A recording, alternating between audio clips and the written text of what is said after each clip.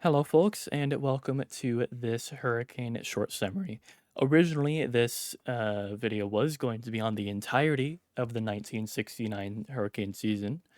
However, truly taking a look back at the lists that I have for myself, I questioned why I only had two hurricanes for this season. It was Camille and Debbie. Looking back at it, Debbie is indeed still a moderately interesting storm, but really the only outlier here, the truly special one, was Camille. Camille is a very special hurricane, and we will see why in this video. That is not to say that the other hurricanes that impacted land, that caused death and damage, are still not notable in their own right. That's true for any and all hurricanes that I don't cover. That still impacted land and caused damage, but Camille is just a true outlier. Camille would first start on August 14th, as, of course, a tropical depression. Just hours later, however, this depression then became a tropical storm. Throughout the storm's entire life, it would be described as small, much smaller than normal. Say something along the lines of Andrew. Andrew is described as small. Definitely unlike Carla, which was described as large throughout her entire life. This hurricane, now a hurricane.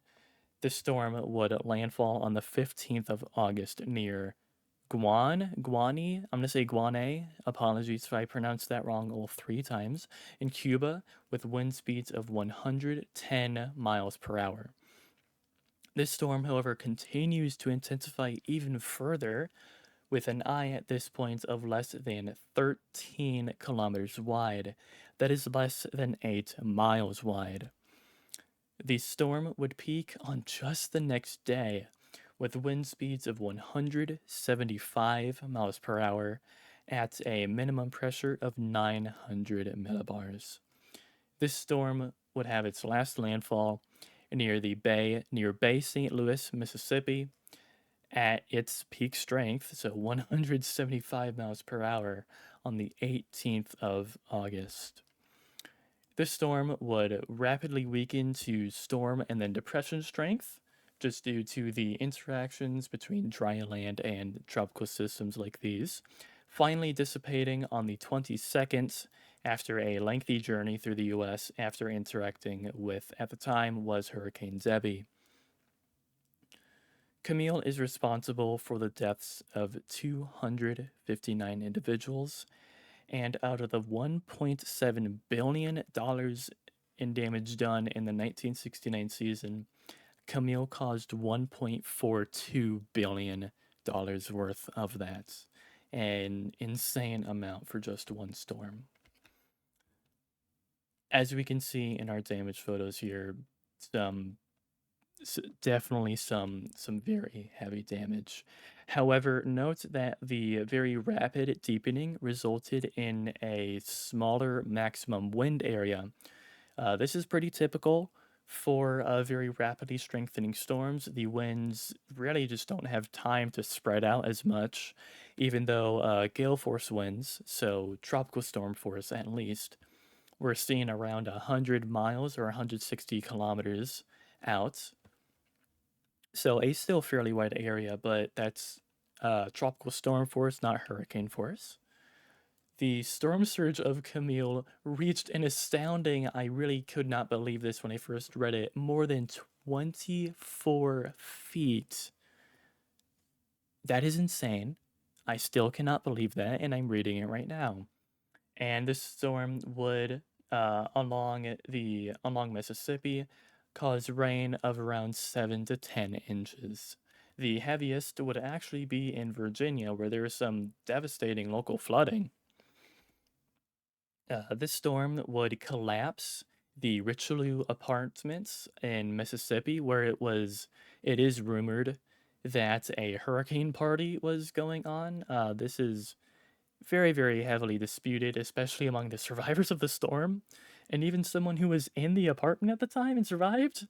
That's disputed, so most likely didn't happen, but This the collapse of the Richelieu apartments provide the evidence for this storm surge reaching over 24 feet.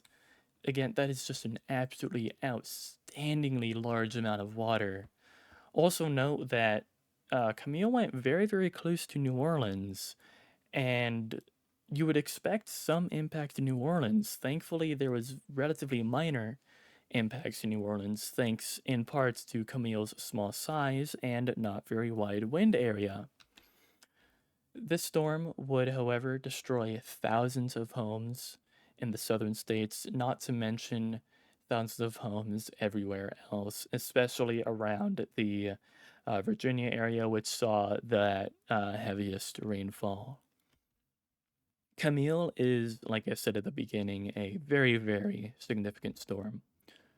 This was the most powerful storm to happen in 1969, and in fact, throughout in the entirety of the 60s here being defined as 1960 to 1969.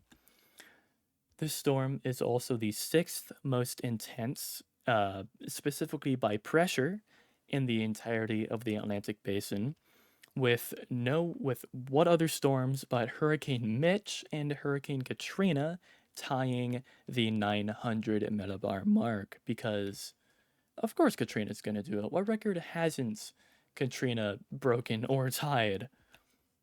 This storm is also tied for third in the most intense landfall based on the Hurricane Severity Index, which at the time that I am recording this, I had just recorded this. So that video should be out sooner than this one.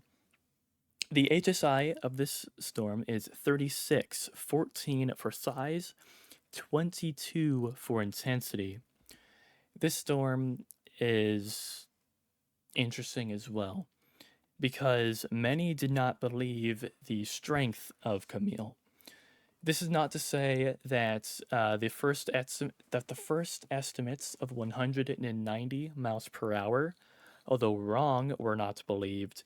It was just simply the fact that people didn't believe that a Category 5 was heading their way. This has obviously changed.